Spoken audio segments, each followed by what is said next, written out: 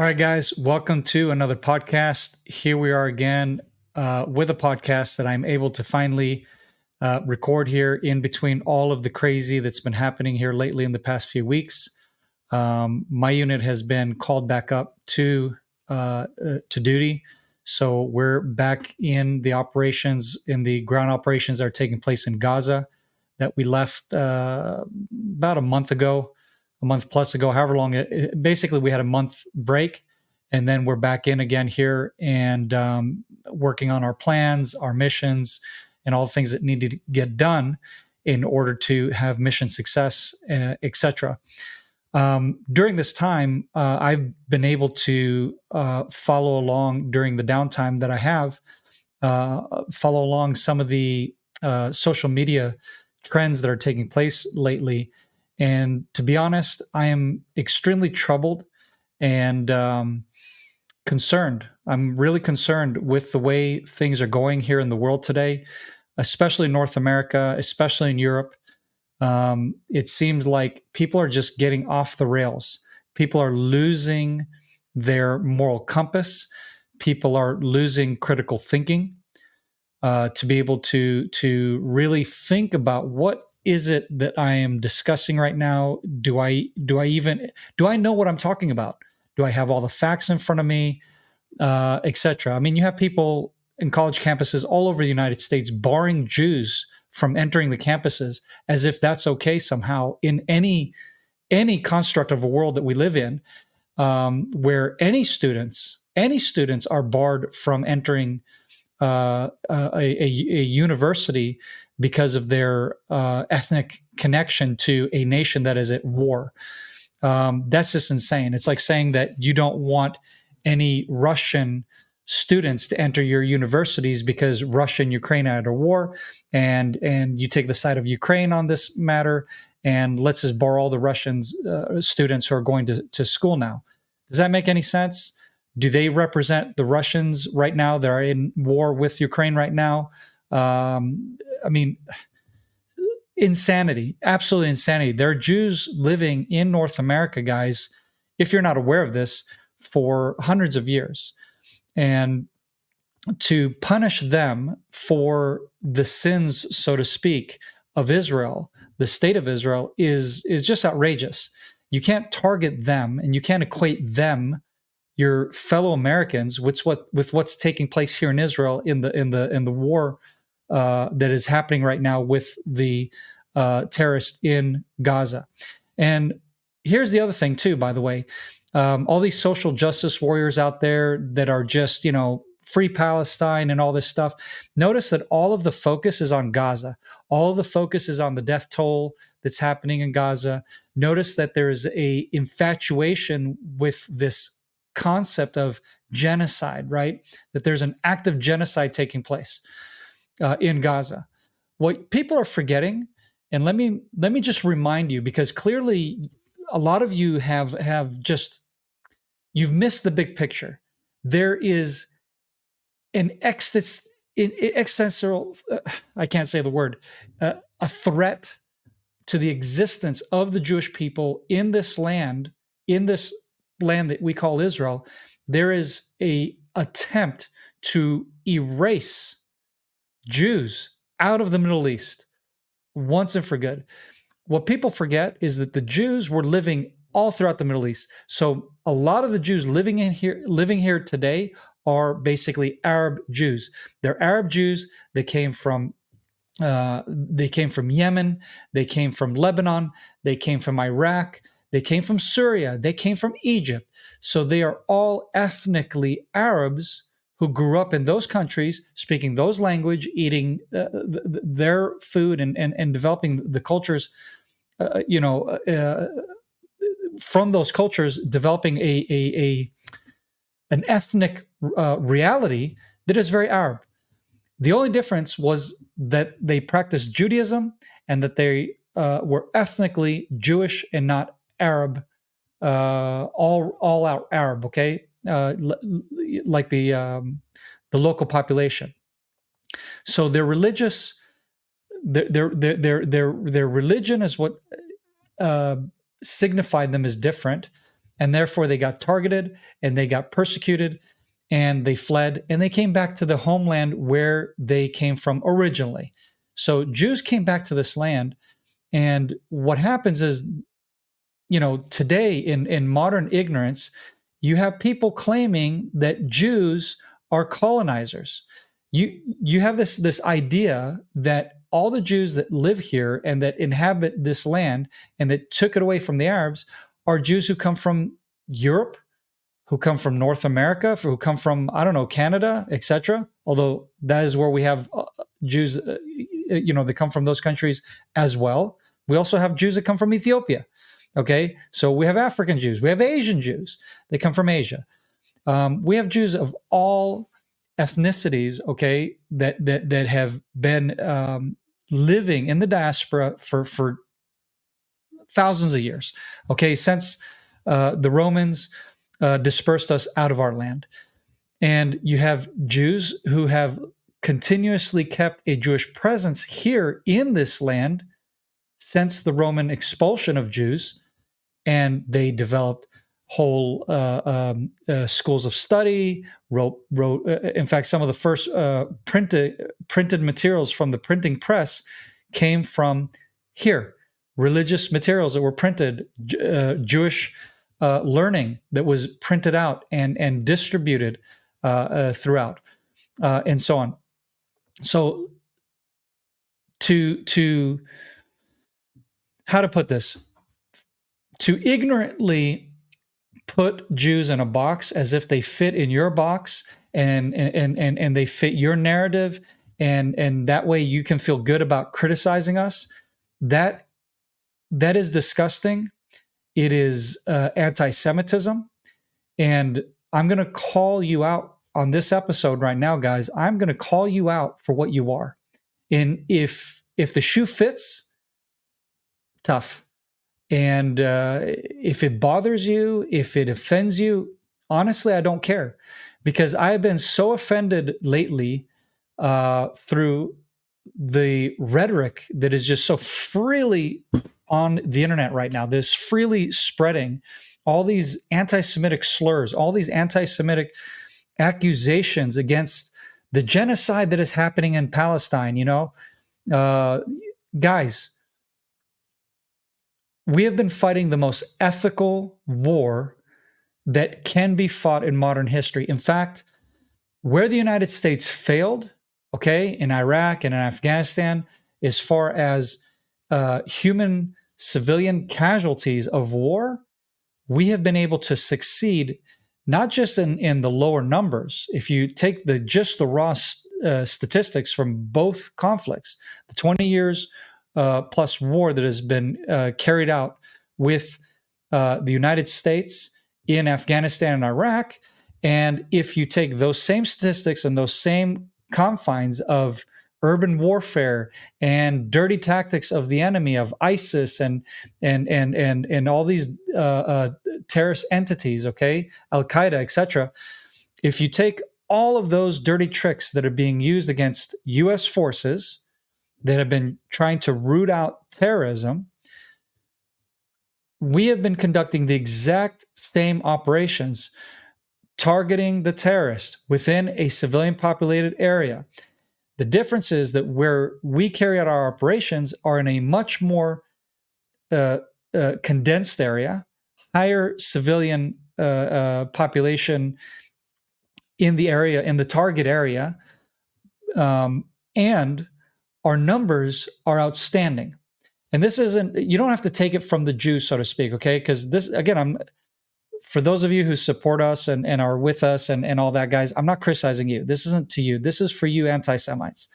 So you don't have to take it from the Jew speaking, okay? You don't have to take it from my mouth because we're deceptive, because, we have all kinds of hidden agenda or something, all right? No, that's your prejudice. That's your skewed, twisted view of reality. And I'm sorry for you. Honestly, I'm sorry for you. I really am sorry that you are so demented, so blind, and actually just plain out ignorant. It is ignorance. You have to be so ignorant to look at pure facts that are being offered up by British historians, war historians, okay, from the British Parliament, who have nothing to do with this war, who have nothing to do with Israel support and pro evangelical support of Israel, no matter what agenda. Okay, what's this guy's agenda? So I named him, for example, as an authority who has made a public statement at the British Parliament claiming that the numbers of the civilian casualties per the terrorists killed in this conflict in Gaza are outstanding. Outstanding. In fact, miraculous. Okay, this is what this guy's saying. He doesn't owe us anything. He's saying this as a pure observer of war and one who obviously studies and is interested in covering war history and so on. And so for him, that's that's his interest, right? This is what he invests his life into, and this is what he is an expert in.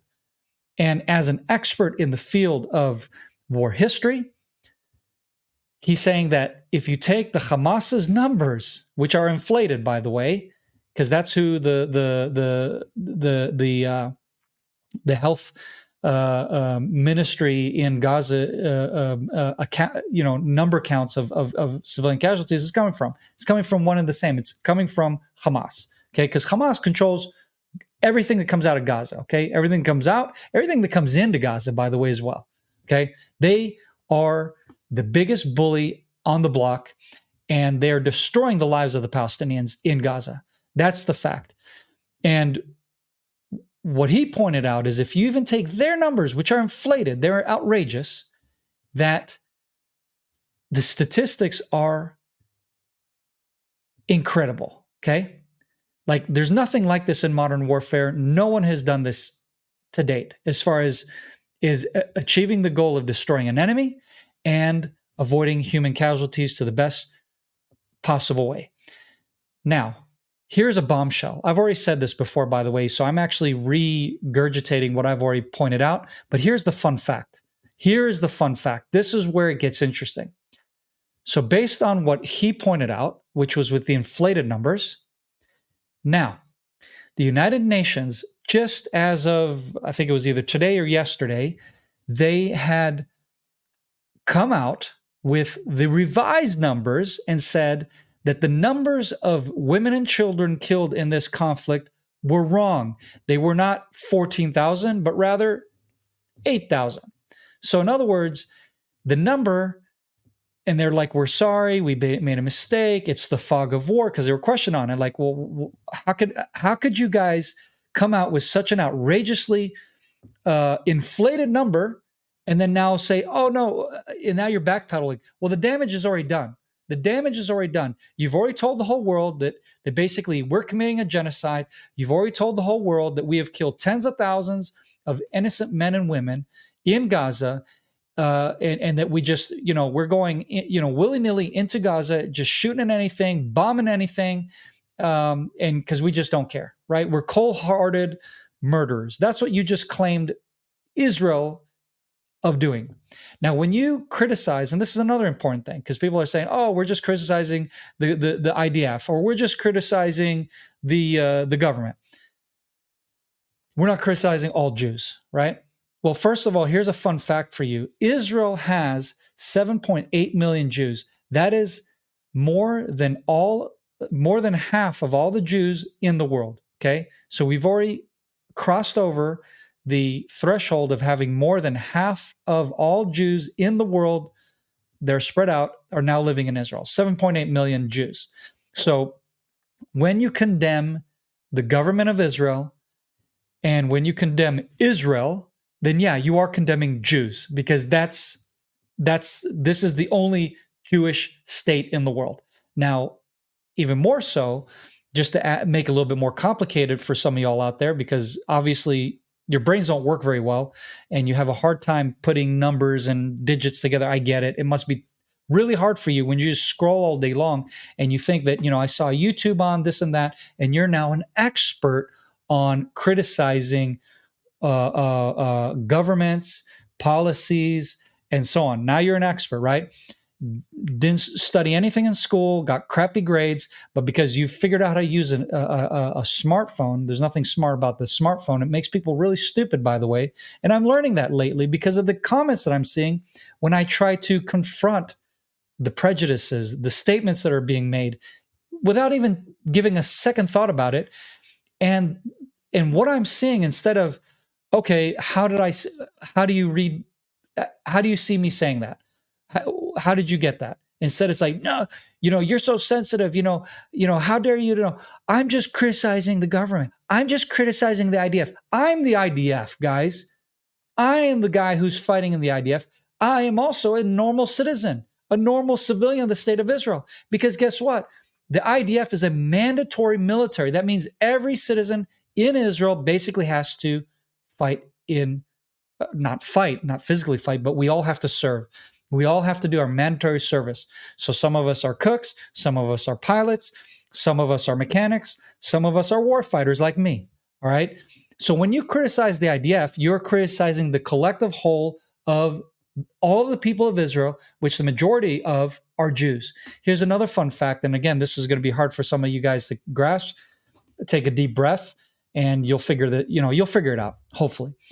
Here's the other thing, that fun fact is that Israel also has Druze, Muslim Arabs, Christian Arabs, Maronite, Armenian, Circassian, Bedouin, Ethiopian. Okay, we got it all. We have a multifaceted culture here in Israel. And on top of that, we are able to put all of our differences aside and coexist, live together, go to the same jobs, go to the same universities, serve in the IDF together. Because, by the way, those folks also have to serve in the IDF. All right. Not all of them are mandatory, by the way. So, for example, the Christian Arabs and the Muslim Arabs don't have to serve. The Bedouins don't have to serve mandatory. Circassians do not have to serve. Who is mandatory to serve? It's Jews and the Druze, which is a minority group. Okay. So the Druze made a blood pact with the state of Israel and said, it's what they call it, a blood covenant with the state of Israel, basically saying we will lay down our lives and send our men and women to serve in the IDF. Mainly it's the Druze men that serve in the IDF. Rarely, very rarely. In fact, I've not even seen once are there any Druze women who serve. So the majority are the men from the Druze community that serve, and they are also the ones who excel the most in the military. They're in some of the top positions. They're the most well-respected warriors, etc. These are great people. And I say great people because, and a lot to be admired from them, is because being such a small minority in the state of Israel and yet excelling and shining in our culture as one of the smallest minorities in the state of Israel, but yet you're shining in service of the country, in patriotism, and so on. That is what makes them unique. And that is why people like me have high respect and regard for these people, because I respect anybody who's a true patriot of the state of Israel, just like as an American, because that's also where I have my roots in. As an American, I respect anybody who is willing to be a true patriot of the United States of America, who's going to serve in the military, who's going to contribute to the building of the United States, if it's American businesses and industries and whatever, and so on. So for me, I have a little bit more high regard for you than just the normal Joe Schmo that just goes to work, does the grind, gets his paycheck, goes home and watches Netflix and really doesn't care about the world. So anybody who's willing to, in other words, contribute to your society as a patriot, you have my respect. And it doesn't matter what country you come from. Now, that aside, so some of the things I really wanted to address, because what I'm seeing is that United States public opinion of Israel is just falling apart because Americans are swallowing the propaganda that is being fed you from the media, from the news agencies. Now, the news agencies are lying to you. And I just had a debate just recently with a former Special Forces Green Beret who went out and made some outlandish claims. I basically reached out and said, hey, you want to have a conversation about this? Let's do it. And the guy was man enough to sit down, take 2 hours out of his day, and for me and him to have a personal conversation, which I wish on some levels was made public, because then you could hear both of our sides. And some false claims has been made against him from people that have been following me and or not following me, I don't know, but basically just made some claims and accusations on him that were basically false. They misread him, they misread the situation, and we were able to clarify those issues and put that aside and be like, all right, let's move on and stick to the facts. Here's what I noticed is that one of the things that I noticed coming from this gentleman is that he was pointing out that the media says this, and even your media, and he's like, this is what your media says, this is what your government says. And I'm like, okay, here's the problem is that no media, okay, no news agency outlet that I am aware of is going to tell you the full truth. Every one of them has an agenda. I've worked security for a lot of these, by the way. I've done executive protection for some of the top agencies in the world, okay, that report out of Israel. And so I asked him, I said, well, here's something that you need to understand. The problem is this, that the world has an infatuation with catch the Jew, right? Catch him doing wrong. Catch him making a fault, criticizing him more than anyone else. And by the way, this book right here, that's called Catch the Jew by Tuvia Tenenbaum. Read his book. The title speaks for itself for exactly what I'm saying, because he went and he examined this desire to try to, sack Israel for anything that we do, good or bad. It doesn't matter. We try to help, and we get criticized. We don't help, we get criticized. It doesn't matter what we do. The world is going to have a strong prejudice against us. And what I want to point out is just what I want to do is I want to try to break some of these myths and these false accusations against Israel lately, and some of this stuff that I'm talking about. And then I pointed out to this gentleman, I said, were you aware that Israel has like 10 times more journalists that are covering a war or whatever peace or whatever it is that journalists and news agencies are trying to cover, right? Globally all over the world. Do you know that they have like 10 times more journalists here in this small country than any other conflict in the world, anywhere else in the world? Why is that? Why are these news agencies, in other words, spending an outrageous amount of money, resources to cover one country, one conflict? It's an obsession. The world is obsessed in a negative way, because it's not obsessed with telling the truth. It's not obsessed with let's get the truth out there. It's an obsession with catch the Jew, catch him doing wrong. How can we justify, ourselves and have the moral high ground by making them look bad? And I have a problem with that. I have a serious problem with that. And like I told you, I've done security for a lot of these top agencies, and I have watched them lie to the public as I'm standing there looking at them doing it. Not, I'm providing the security and doing my job, but I'm saying as I'm looking at them, it's like, I can't believe my eyes. Like, wow, like you just told an absolute lie, and you can do it because no one's going to catch you on it. What's going to happen is, on the contrary, other news agencies will take that story and they will spin it into their coverage of that subject of the day. And then there's a copy paste. Everybody does the same because it's lazy journalism. So what are some of the things that I wanted to cover with y'all today? Well, here's the thing.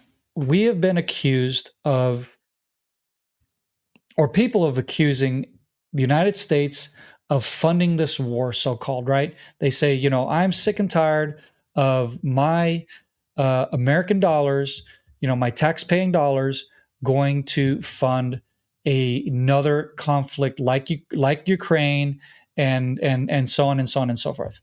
Well, first of all, let's talk about the numbers. Okay? So I'll help break it down for you, and hopefully this makes a little sense. I'm not a great mathematician. Numbers are not my strong suit. So I'll do my best to try to make this as making sense as possible. U.S. foreign aid, okay, is 0.9%, less than 1%. 0.9% of the total of the U.S. budget. So the total of the U.S. government's budget, all right, 0.9% of it is foreign aid. Out of the foreign aid, okay, that the United States gives to different countries, Israel being one of them, it is $70 billion that we're talking about. Okay, so the 100% out of the 0.9% of the U.S. budget is $70 billion. Out of the $70 billion, you have $3.3 billion that goes towards Israel. And how does it come to Israel? It comes to Israel through a military grant. Okay. Now, that's important to understand because foreign aid that goes to other countries, the accountability of that money isn't at all the same as the accountability that Israel has to be towards that money that comes to us. In other words, what it means is that we have to be accountable to make sure that whatever is purchased and used and or developed through that money will not infringe on international war crimes, won't be used, in other words, to do bad things, right? So Israel commits to that, in other words, right? In addition to that, out of those $3.3 billion, all right, it's closer to 3.8 actually, but I'll give you the high on that. So what happens is that Israel gets a military grant and we develop technologies for the United States military industry. Okay. So it's not like, here's this money, do what you want with it. Go commit a genocide. That's not that's not at all what the United States is doing. What the United States is doing, it is serving its own interests. So the United States wants to defend Americans from ballistic missiles, for example, right? So Israel has threats from all sides of ballistic missiles. Great. Let's develop a ground defense against air attack, like missiles, projectiles are sent into the United States. Let's develop a system through Israel. So they're the ones who are going to be the brainchild. They're the ones who are going to come up with the technology. They're also going to be the ones that we're going to test it on in real life, right? Because they have the real threats. And then now we have a ground-to-air defense against threats against the United States, right? So in other words, your foreign aid, it's not like foreign aid, like, here, just spend it on whatever you want. You guys need to understand this. It's very important to understand because the criticism of my tax-paying dollars goes to paying, and you guys get all up in arms on that. Well, then you're ignorant because you don't understand where that money's going to and to what purpose.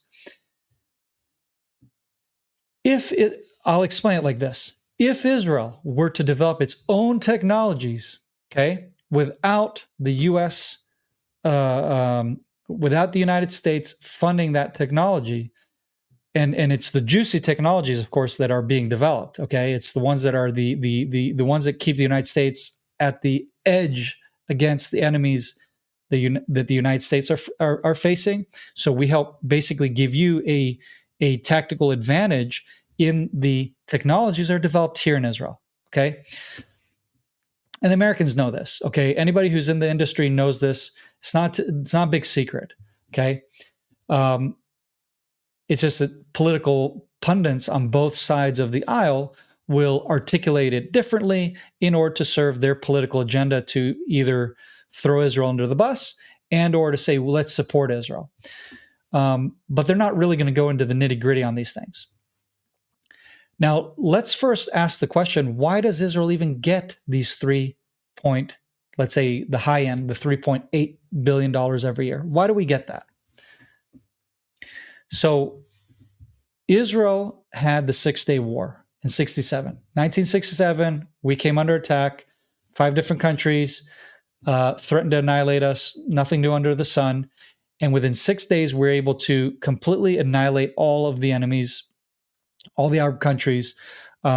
We basically preemptively struck their air forces or the planes on the ground before they took off, and so on and so forth. And so by basically being the first one to make a move as those nations were rallying to destroy us, and hitting the strategic targets, we were able to give ourselves a strategic advantage, and then also ended up with a miraculous win within 6 days, which was just incredible.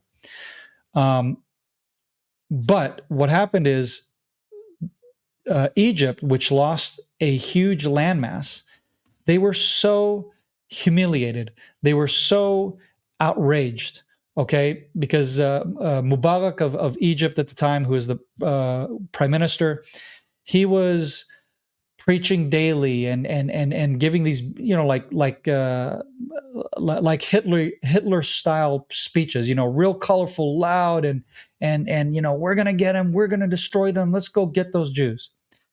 And then he got Cairo under siege by the military, or not siege, but basically our military made it all the way to Cairo, and we're like, okay, if you want to go to Tel Aviv, and actually that was the move, is like, if they're going to go to our major cities, we might as well go to theirs, and that way we kind of like, we got your city, you got ours. Now let's get to a truce, basically, right? That was the move. Their guys didn't make it to Tel Aviv. Their guys didn't make it to Jerusalem. Their guys just didn't make it. Again, this was a miracle, mostly, guys. Because when you study this, and I know for those that study wars in West Point, for example, my nephew, by the way, was a West Point grad and served as an officer in the U.S. Army and so on. And so they don't even study these wars. They don't study these wars because the outcome and the tactics and so on were just unexplainable. It shouldn't have happened, and that's what happened. Any case, all that aside, we gained a huge landmass and a buffer between Egypt, which wants to destroy us, and Israel, and that was the Sinai Desert. Israel was forced through political pressure via the United States on behalf of Egypt to hand back the Sinai Desert, which is, at that time, it was more than double the landmass of the state of Israel that it is today. So we handed it back in return for these I think it started 3.3 billion and then it went up to 3.8 or whatever. But in which case, this is the money that Israel gets granted yearly for our defense budget in order to be able to beef up. Originally was the idea to beef up our defenses against our enemies. Equally, Egypt also gets the exact same amount, by the way, yearly. They get the same grant for their military, beefing up their military and so on. The difference is that we have strings attached to our grant. What we get has to go to basically, like I said, beefing up United States military industry advancements to keep America on the edge of technology, on the edge of defense, and so on. So our money, in other words, goes to defending the United States, which is good. I mean, I'm okay with that. But what I'm not okay with is strings attached, because the problem is you can't say that you're an ally, and you can't say that you're my friend and say, well, here's a little something, but here's what I need. This is the favor that needs to come back. And by the way, sorry, but actually, I'll end up getting 12 billion back into my pocket. So it's like, but it's not coming out of your pocket. It's just out of the joint projects that we're making, that we're selling. I didn't take the money from your pocket. It's just that, I took the opportunity that it could have gone into your GPO every year, into creating a stronger Israeli shekel and a stronger economy for you, and so on and so forth. We're actually strengthening our economy. We're selling all these technologies and whatever to countries that we deem fit, and you get the back end of those arms deals, and you need to guarantee that it doesn't go to X, Y, and Z, which are the big buyers. Okay, obviously the United States, how to say, competition, which would be Russia, China. These are nations that Israel would like to develop diplomatic relations with, and tries to develop diplomatic relations with, right?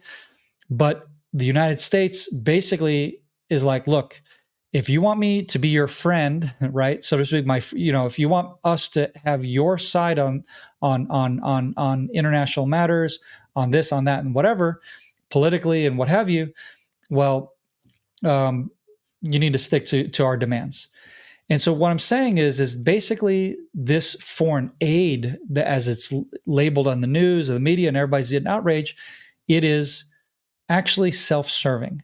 And you guys have no clue how self-serving that is to you if you're an American.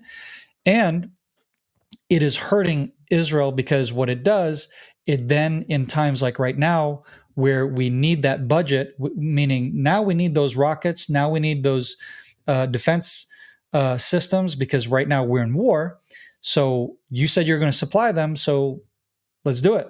And then your government says no, because they're an anti-Semitic government right now. Okay, Joe Biden. If it's any huge surprise to anybody who's listening to this, well, he's an absolute anti-Semite. So was Obama, who was his predecessor, or the one that came before him. So that is no secret. And when those two have been in power, they have hurt Israel through their administrations in the hardest ways possible, including when we needed America the most. And it's not because we need you, okay, in that sense. It's just that you've created the reality where we need you. Does that make sense? I don't want American foreign aid, personally. I'm the one who's been arguing here in Israel, by the way, just to be clear. I'm the one who's been arguing, don't take American foreign aid. Don't take any gifts that have strings attached. Let's make business deals that benefit both sides on whatever the deal is. But no, I don't need your money to develop this or develop that. Maybe back then, that was to make us feel good about basically giving up a strategic landmass between us that would have been a buffer between us and a very problematic threat via Egypt, and so on. So here we are today. Okay, years later, decades later, here we are, and this is the situation we find ourselves in. And the question is, how do we move on? My personal opinion is, for all of you who are concerned about the 0.0 whatever it is, like it's less than 1% of the United States budget. If that is what you as Americans are so concerned about and worried about, it's not even a tip when you go to a restaurant. Okay, like think about it in those terms. Like what you so-called help us is it's like a drop in the bucket. It's nothing. It's really nothing. And all it is actually creating, like I said, these ties where you can basically dictate to us how we can conduct our war. And that's why we're in 7 months fighting on and going on here in the war with Gaza. That is why, because of United States pressure. keeping us from moving our forces, keeping us from doing this and that. How do I know? Because I'm the one there. I'm the one there. I'm frustrated. My commanders are frustrated. Their commanders are frustrated. Their generals are frustrated. We're all frustrated because it's like we made battle plans. We got ready. We're here. We're ready to go. And stop. Hold. Can't proceed. No, we can't go there. No, we can't do that. No, we can't. Like, if you understood the pressure the guys like me are under, not to mention the magnifying glass that the whole world is watching us with and just waiting for me to make a mistake, waiting for me to shoot that child that you guys are all crying about, or that little girl, or that, mother, or whatever, these poor innocent, civilians that everybody's hearts are bleeding for. And what you don't realize is I'm the one who really doesn't want to hurt them. I'm the one who really doesn't want to have an innocent person's life on my hands. I don't want that. More than anything, for all of those haters out there, it was by my judgment that even went against the rules of engagement. In other words, I would have been court-martialed for what I did had the outcome been different. So I'll give you an example. Back in 2004, last time I operated in Gaza before this current war, I was taking part in a very big military operation, and I was just a young cadet in the commander course, and we were in an area in Rafah, in Rafah, that you guys call Rafah or Rafah. So we were there, and there was what appeared to be a vehicle that was coming towards where we were positioned. That would have been the concern was that it was an explosive vehicle, right? That they were going to try to blow us up, because those were tactics that have been used and so on. So that was the threat. So essentially what we did, or the command did, is said, if anybody crosses this, this distance from where we're at, it's a shoot to kill. Okay. So there's an area where it's like green, like people can get up to there, no problem. You ignore them. But once they cross that, it's the, like orange, let's say. So warning shots, hello, get away. You're not, don't come here, blah, blah, or we'll shoot. Well, this guy comes driving right through, driving right around the blockade. I mean, like, just keeps gunning it. And we're like, what the heck? So we shot warning shots and everything. And I was a sharpshooter, and I pushed everybody out of the window and said, let me take this. I'm a sharpshooter. So I put my scope on the guy, right on his chest, and I'm ready to pull the trigger. And then I go, no, wrong. This doesn't feel right. Something wrong about this. Within that split second where I chose not to shoot this guy, because I read the situation, and all I can say it was a gut feeling. I can't explain why exactly. And again, like I said, I was young, I was inexperienced. I didn't have anything really to go by. I didn't go to any special schools that tell you what, IED guys look like or what don't look like, suicide bombers and so on. We didn't go to any special schools for that at that time. Where today I have more of that studies and so on. So right in that moment, officer comes in, who's the liaison between us, the United Nations liaison, and the Palestinian local authority and whatever. And basically, long story short, this guy was an electrician who was coming to fix the electric lines, and he was given permission to come where we were operating and pass right our area, which was a danger close to us area, right? And so he got the permission. The officer briefed the guys that were doing guard duty in that evening, and this was already in the morning, early morning. And the guard duty, the guys who changed shift in the guard duty from night to morning, they didn't pass the information on. And the officer actually should have briefed the next guard, the next rotation. His mistake. We almost killed a guy. And that is what happens in war, guys. It happens all the time. I wish I could tell you that human error doesn't happen. I wish I could tell you that innocent lives don't that innocent people don't get killed in war. I wish I could tell you that. And as somebody, like I said, who does not want to see innocent lives killed no matter what, and I can prove it. I can prove it through my track record. I can prove it through my service of 20 plus years in the military. I've never shot a person, okay? Never shot a person, not once, dead, that were not an imminent threat to myself, to those around me, and so on and so forth. So no war crimes were committed through these hands and through the hands of the guys that I serve with. That I can say without a shadow of a doubt. So the unit that I'm with right now, currently, especially the guys I'm with right now, they are all professionals. These are guys who are not just doing their reserve duty, but their day-to-day life is either instructing other people in arms training. So they're shooting instructors. They come from the security world. So they either used to serve for the Israeli Shabak or Special Forces units, and or you name it. So they're in the field of defense, is what I'm saying. These are people who develop technologies. There's the people who work in all kinds of different fields of defense and security and so on. So we live, breathe, and practice in a professional manner defense. And when it comes to warfare, we conduct ourselves in the most professional way, just like any other military in the world, and even on a higher standard, if possible. Again, according to the British war historian, using the inflated numbers, our numbers are miraculous.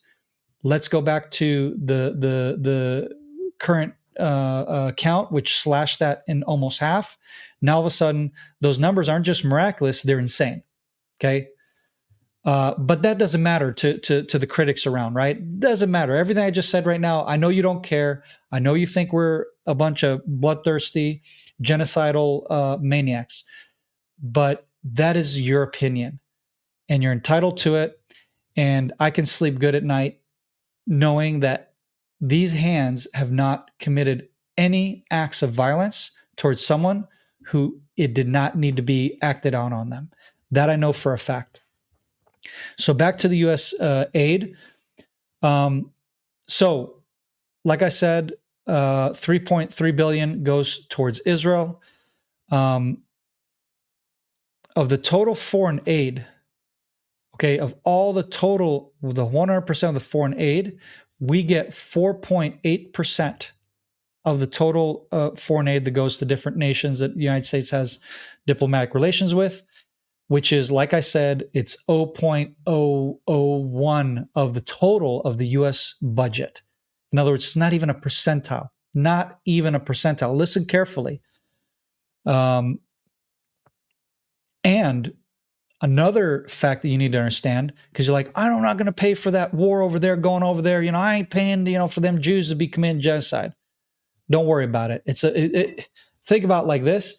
Out of every dollar you spend, less than 0.0% of that is being spent. So you're going to have to spend a lot of your tax dollars until you get anywhere near, where it's of any concern to you, is what I'm trying to say. Your money's not really going there. You know who's paying for this war? I'll tell you who's paying for this war. I'm paying for this war. I'm paying for it, not right now, but I am, because I'm not working. My family's paying for it because I'm not here. Okay. I'm on the battlefield and I get to go on short leaves like right now, and I can do this podcast. So I get a short leave. I get to be with the family a little bit, and I have to go back and I have to keep fighting and I have to keep doing my missions and doing what the nation needs to defend ourselves, to get our hostages back, and to get peace and quiet here. As we're having this conversation on the podcast, rockets are being fired from Lebanon. Rockets are being fired from Gaza Strip still. Yeah, I know. Hard to believe, right? That's what's happening. Why? Like I said, you want to ask why?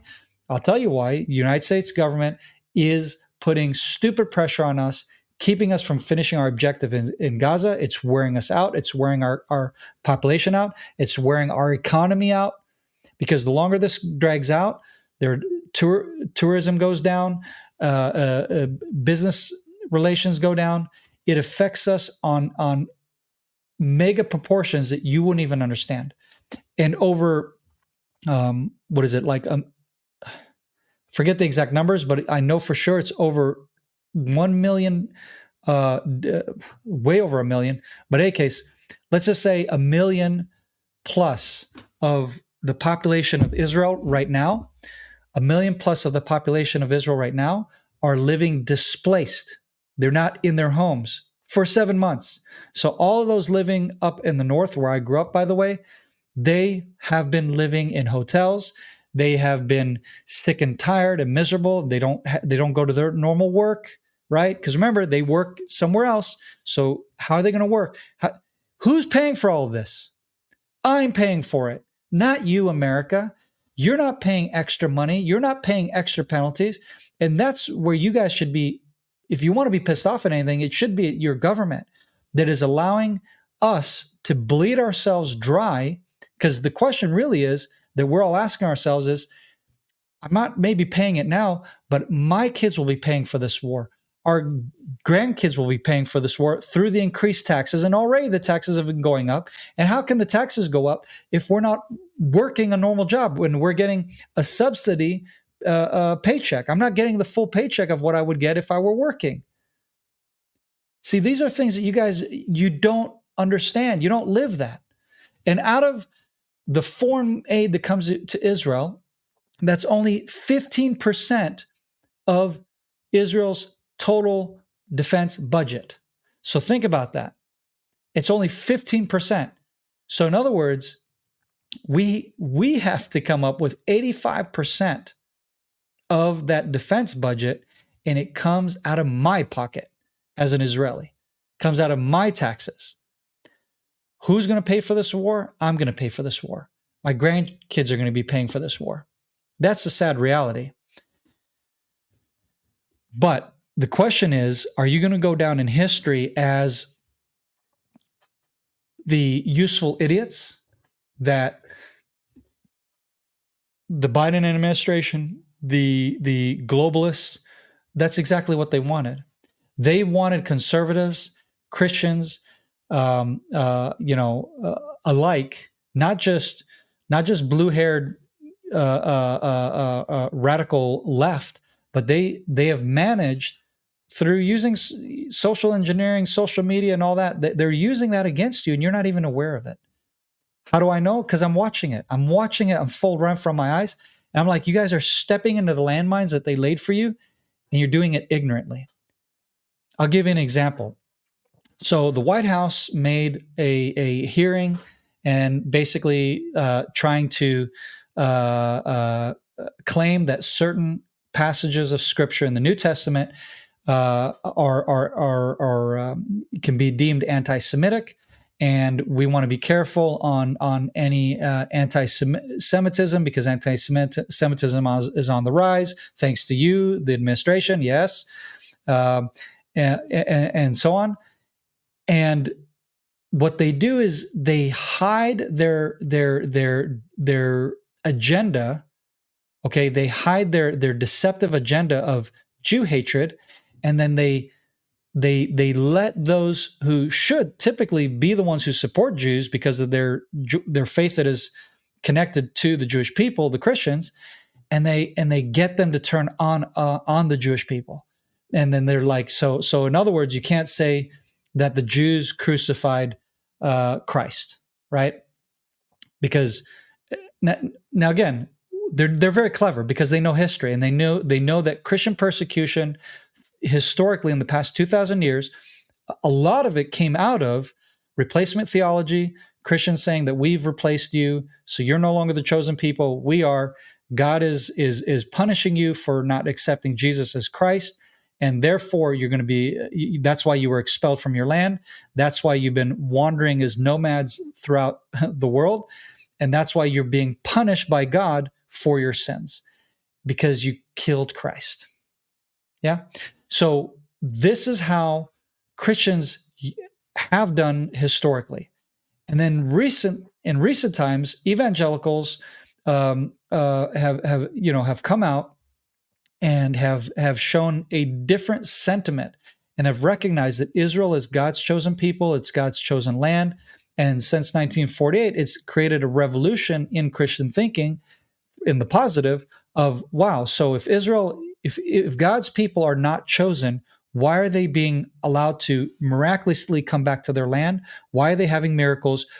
And then they'll look at like the 6-Day War that I point out and say that was a miraculous war. There's no way they should have won this, and yet they did, and so on.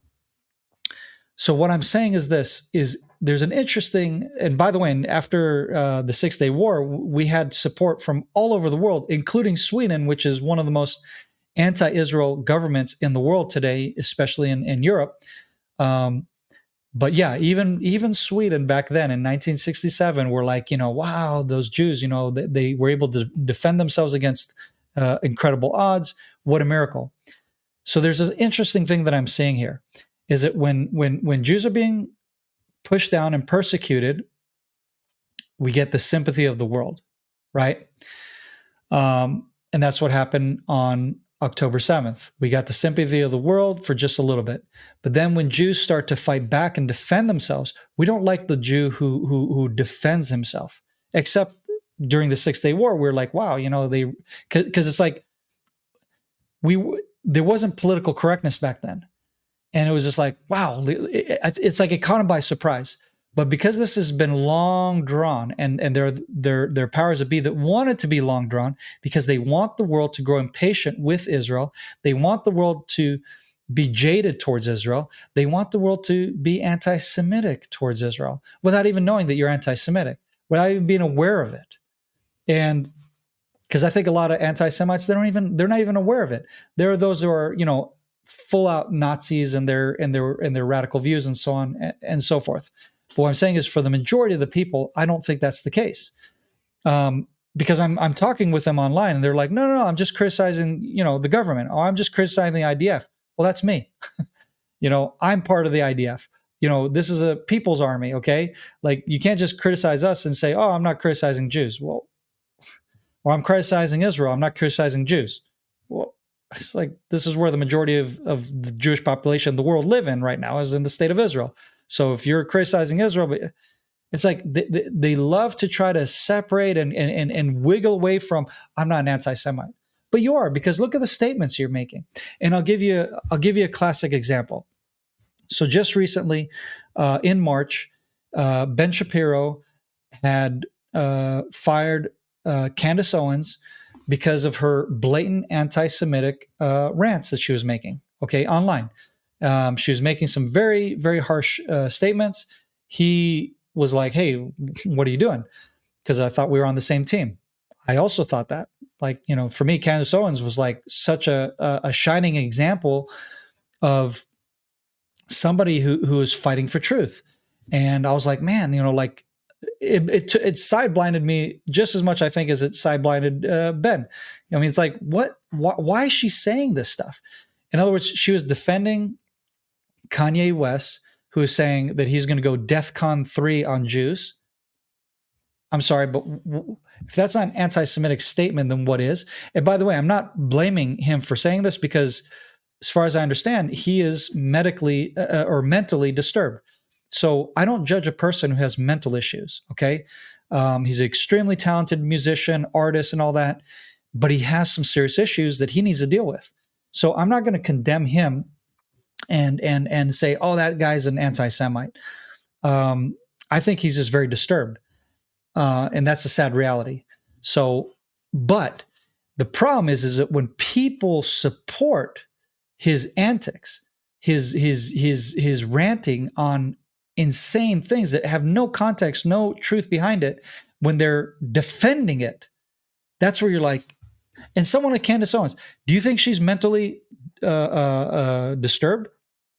I don't. She's one of the clearest, most articulate people I've heard on social media. I mean, that's a fact. She's a very sharp person. She's not an idiot, in my opinion. But when you make crazy statements like, I visited Jerusalem and I was shocked at the apartheid in Jerusalem. Jerusalem of all places, and all of the state of Israel, you chose to criticize the only place where you have, not the only place, sorry, but like the most where coexistence shines the strongest is in Jerusalem. It's where we have churches, mosques, synagogues, and religions of all faiths that come here and they tour here and they coexist, and you have all these freedoms, etc. And I think what she did is she ignorantly um, labeled the Jewish quarter and the Muslim quarter and the Christian quarter and the Armenian quarter. I think she that's, I'm assuming, I don't know, I I haven't spoken to her, but I can only assume, like, the only thing that how things could have been taken out of context is probably the tour guide mentioned that and said, here's this and here's that, and they don't really, those don't really live here and those live there. Because just like you have Chinatown in America, right? Little Italy. Nobody says, "Oh, apartheid. Why do they put all the Italians in one part of New York and Chicago and they're not free to live wherever they want and so on?" Because what happens is ethnic groups congregate and they live together, and that's why you'll see majority Russian population cities in Israel, because that ethnicity, when they came to the land of Israel, they chose to live together here because there's a bigger Russian population, people where I can have a relate to, and so on and so forth, food, culture, this, that, whatever, language, and so on. So that's natural. That is totally natural and normal. There's nothing wrong with having different districts and areas. It's only if you can prove that that area is created for a specific agenda or whatever. But the old city has been like this for centuries, okay? And it's like under Israel now. It's been like this for centuries. For centuries, it's been like this. And so making claims like that, okay, the Jerusalem is apartheid. Again, my simple answer to all of the bigots out there, to all those that like to criticize my country, our people, here's a simple solution for you. If you really care to know the truth about X, Y, Z, come on over. You're welcome to come here and let me show you the land of Israel. Let me take you to Jerusalem, okay? And I'm not going to say, oh, let's just go over here. Don't go over there. Don't, because we're trying to hide that. I'll be like, listen, here's a map. Where in Jerusalem do you want me to take you? And I will take you there, and I will let you see with your own eyes, and you tell me if you see what Candace Owens had to say about Israel having an apartheid city here. That's absolute nonsense. Absolute nonsense. And so that explosion went viral online, and it created a huge terror in the conservative right. And so now there are people that are taking either Candace's side or Ben's side. And unfortunately, a bigger number obviously are going to take Candace's side because you have a larger Christian population in North America. That's just the way the numbers work. So obviously she has greater numbers who are taking her side.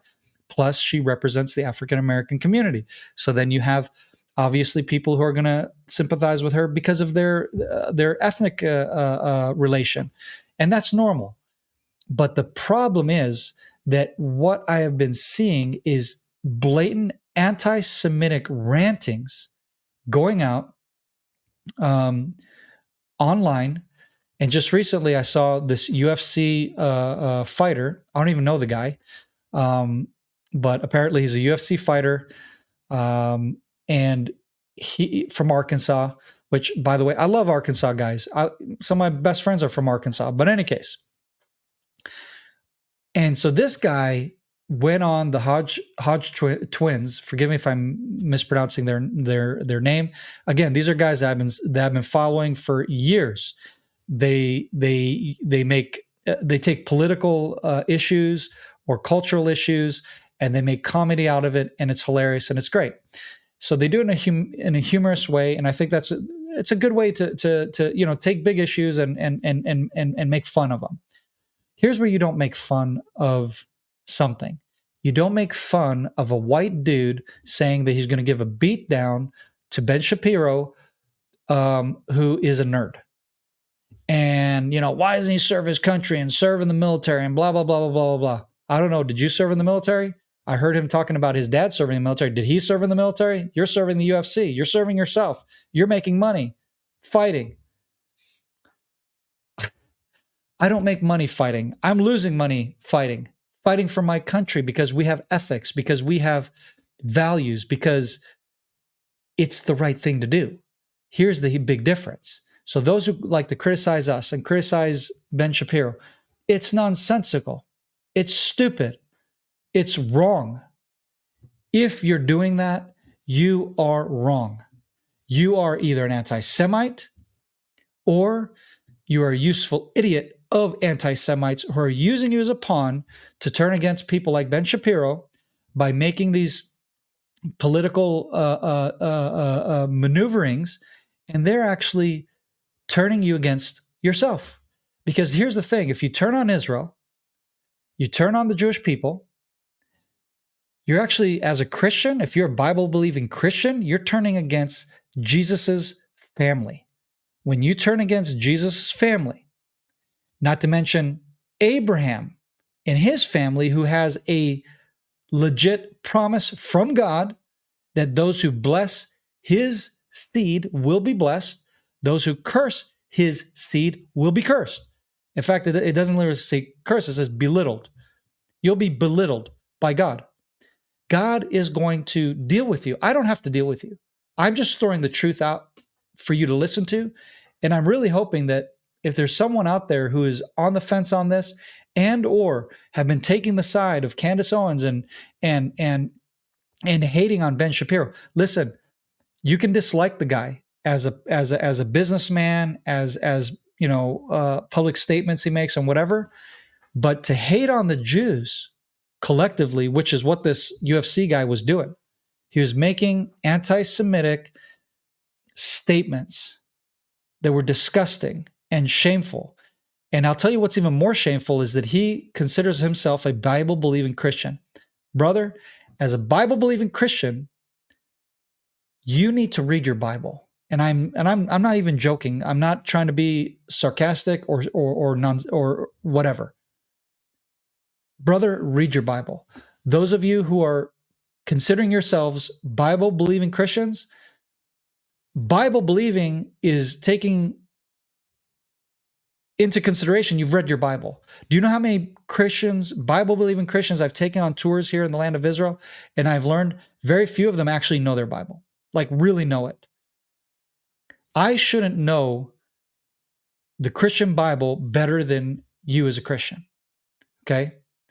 And there are tour guides in Israel who know the Bible better than you as a Christian. That's shameful. If you call yourself a person of faith, you should at least spend some time studying what it is you believe. This is just for you. I mean, if this is what you say you believe, don't just believe in it because your parents said, or you grew up in, or you're water baptized as a kid or whatever. You should know it. You should know it. You should be able to explain to your children, what does it mean to be a Christian? Why do we believe what we believe? If you can't pass that on from personal experience, then you're not a Bible-believing Christian. You're nominal. You're just raised as. I just had recently on the podcast, I had Karim Basili, who's from Lebanon, and she grew up as one of those nominal Christians, just like,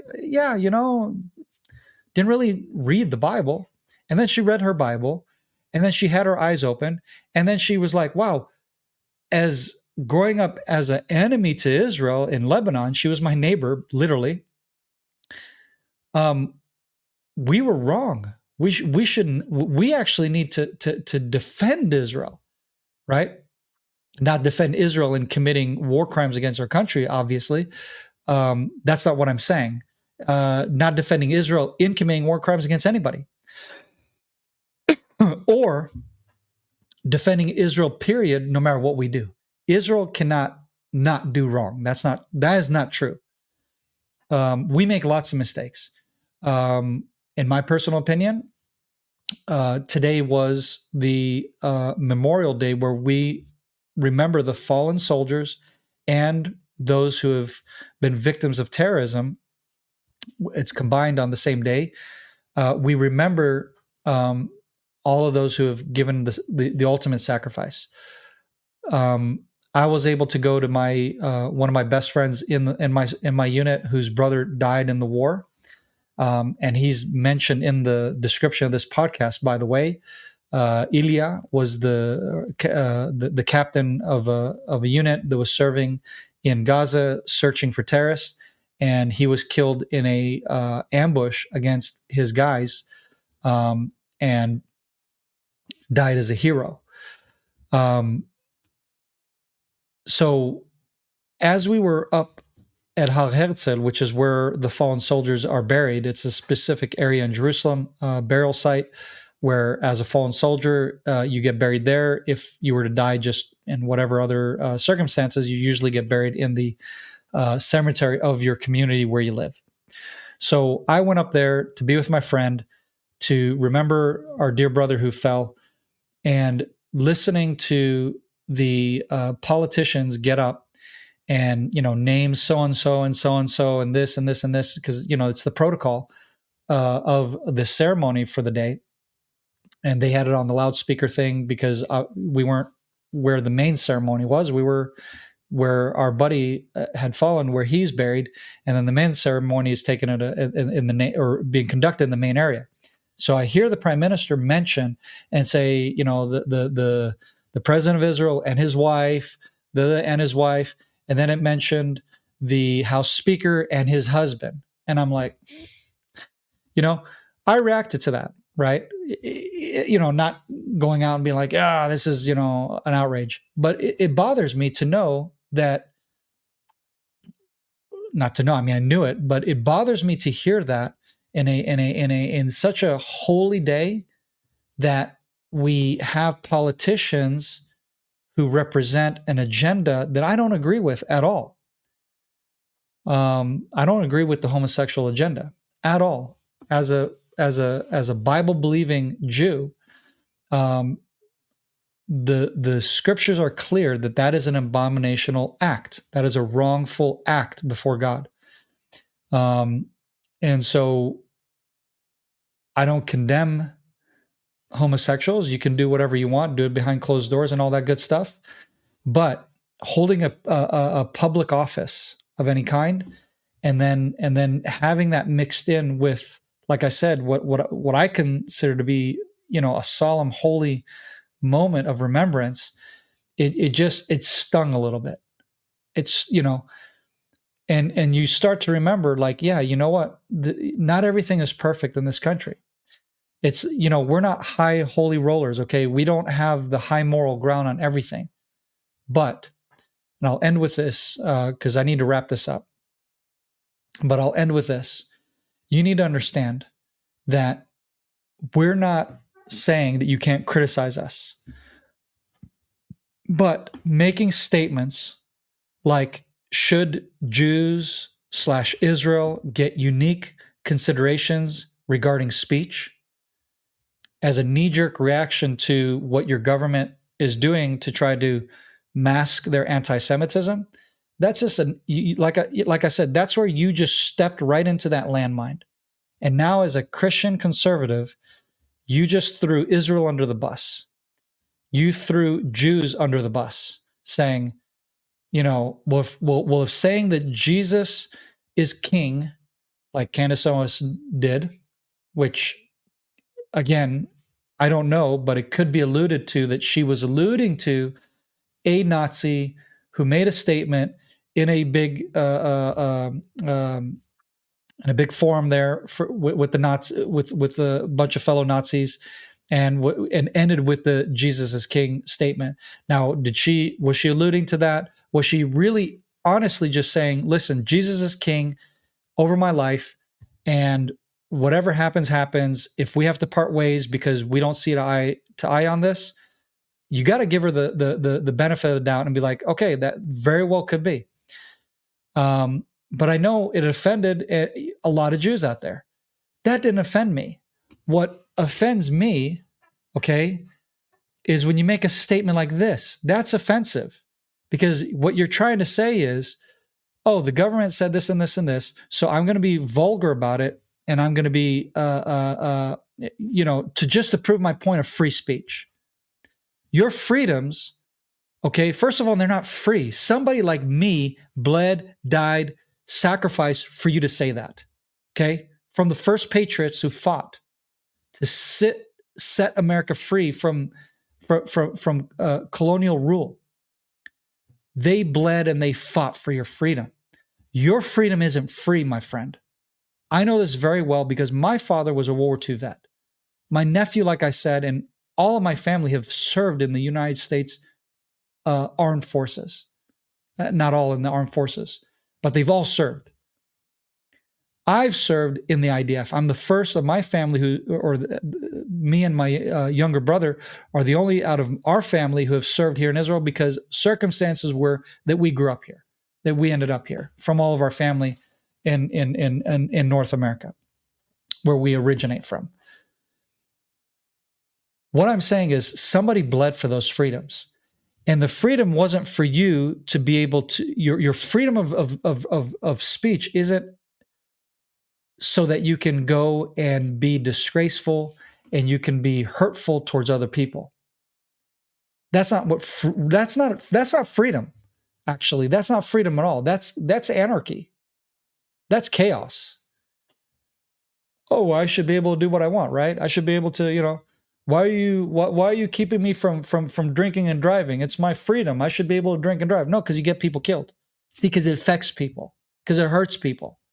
So boundaries are made. Oh, well, you can't drive? What, this is not a free country? No, it's because it's not wise. It doesn't go together.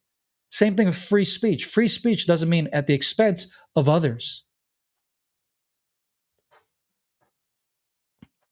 I have a lot of thoughts about a lot of things, but I'm very careful about how I articulate what I say, not to come across offensive and vulgar, because that's the right thing to do. But I could exercise my free speech and say whatever I want, right? No, because I have a little bit more respect for my fellow man, even if they don't towards me. So here's another statement from the same person.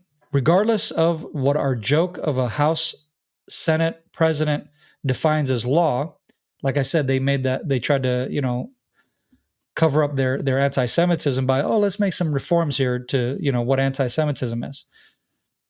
It doesn't change that in the New Testament, it was the Jews who wanted to crucify Jesus and insisted the Romans do just that. I'll say it till the day I die. Wow. You're such a hero. Actually, you're just a young,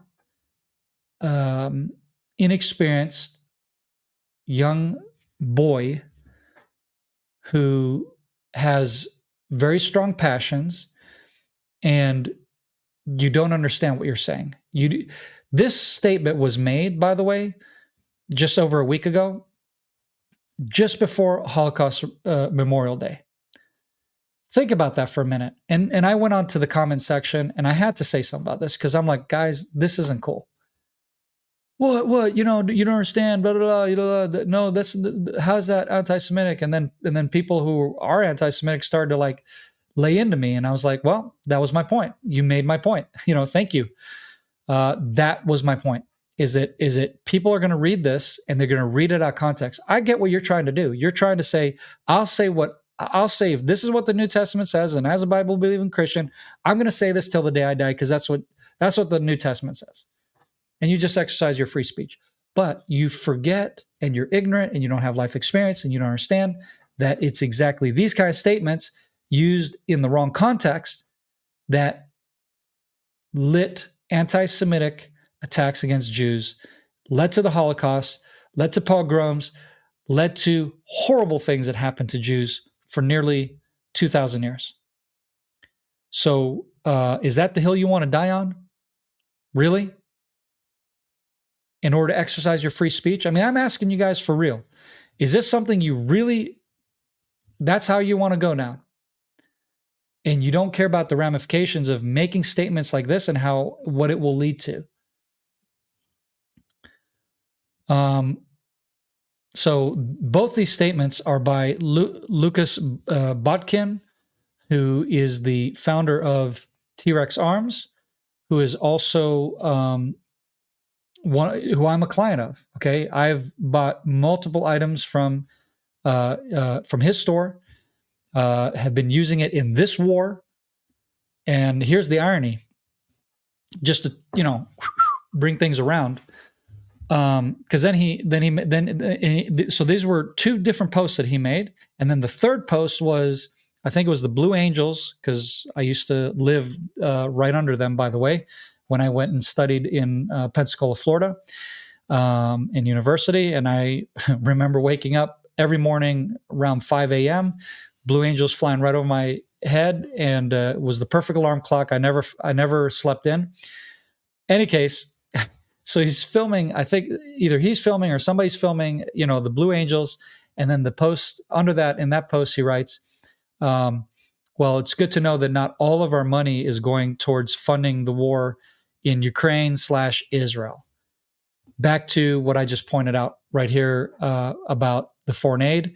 And it, like I said, if that really bothers you, then I'm sorry, you need to look at the things into the right proportion.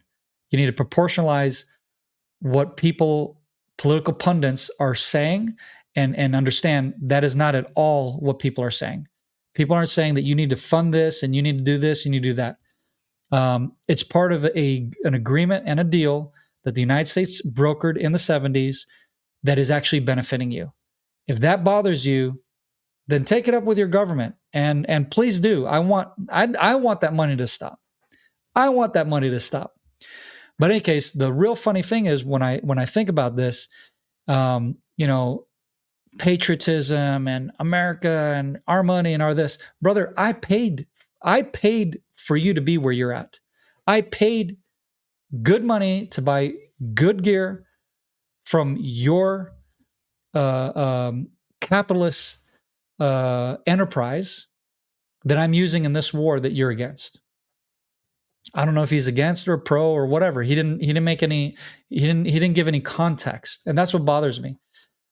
So I tagged him, tried to get his attention, and be like, "Hey, let's discuss this. Because what's the context? What's the point? What are you trying to say here?" Because I was hoping to be able to say, "Do you understand how this is coming across, and what kind of damage this could be causing?" If you give two flips about it, if you don't, move on. Guess what? You lost a customer and you lost my business. Not just that. All of those who are following me online and, have the reach that I have, guess what? They're going to stop buying your products.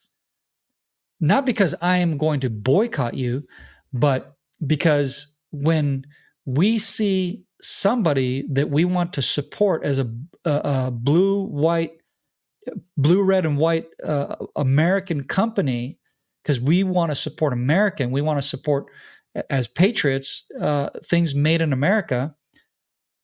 It's like, now what? Now we have to stop supporting this industry, this particular company, because of their views. The same with the Hodge twins that have this guy. Why would I buy your t-shirts, guys? Why would I go to your concert now? You lost me as a fan. You lost me as a paying customer. It's people like us that make you who you are. It's people like us that give you the platform that you're on, and then you use it to hurt the people you should be standing up for, the people you should be defending. And that's the sad truth. So I'll end with that. I think we covered enough of these topics that have been just really burning at me lately. And just like I said, just some crazy stuff online that I've been seeing. A lot of anti-Semitism, a lot of hate, a lot of, all these things. And I just gave you true facts. Hopefully you can research it, obviously. Don't go to news agencies and try to get the facts on these, because that's not where you're going to get it. When it comes to the genocide in Gaza, I serve in Gaza. I've been, since the first day of the war, on all of the military fronts, most all of them. Nowhere have I seen any genocide taking place. I haven't even seen any kids.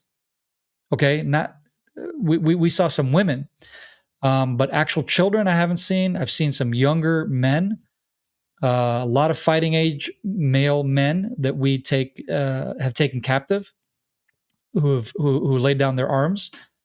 But genocide, that's what they try to do against us. Foreign aid, guys, do the math. I gave you the statistics. You can look at it yourself, and you tell me. You tell me, is it really worth it to be hateful towards Israel right now, when we're the most hurting, when we're the most down, when we're this is what happened October 7th is the worst attack on Jews since the Holocaust.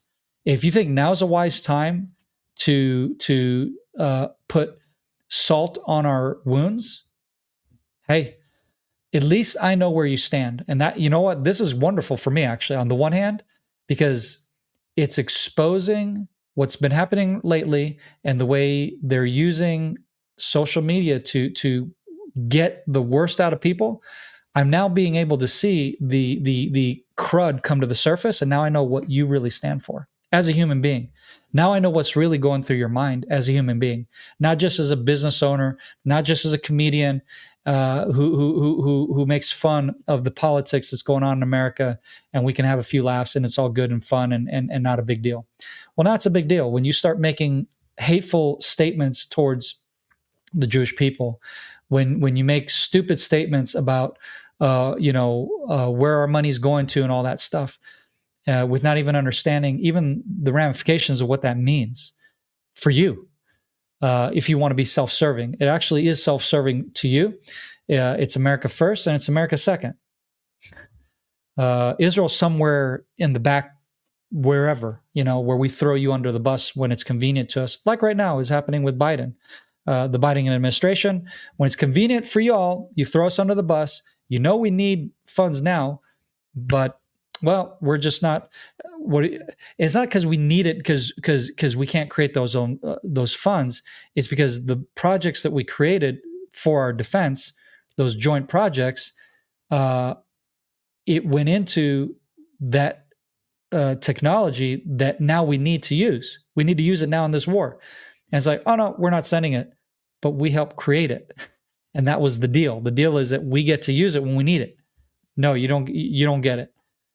It's like, well, all right.